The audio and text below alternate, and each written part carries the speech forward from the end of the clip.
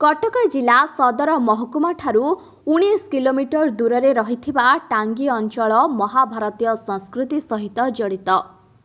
महाभारत जुगरे कटक जिला चौद्वार थिला विराट राजांकर गड़। चौद्वार 8 किलोमीटर दूर टांगी रे रही विराट राजांकर शला किचकंकर राजप्रसाद। पांडव मानकर अज्ञात बास समय महाशक्तिशाली भीम एहिठारे किचक को मारी टांगी देइथिबारु एही अंचलर नाम टांगी होइछि बोली जनश्रुति रहिछि।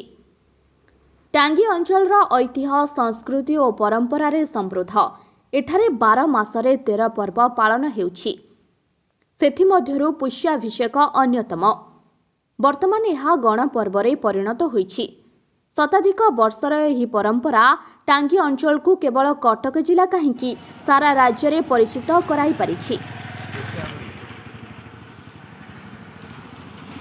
रास स्थानीय कलाकार ड्रामा गोटे गाँव में एककालीन 4टी मंच रे अपेरा परिवेषण दर्शक मानकु एठाकु आसिबाकु बाध्य करिछि।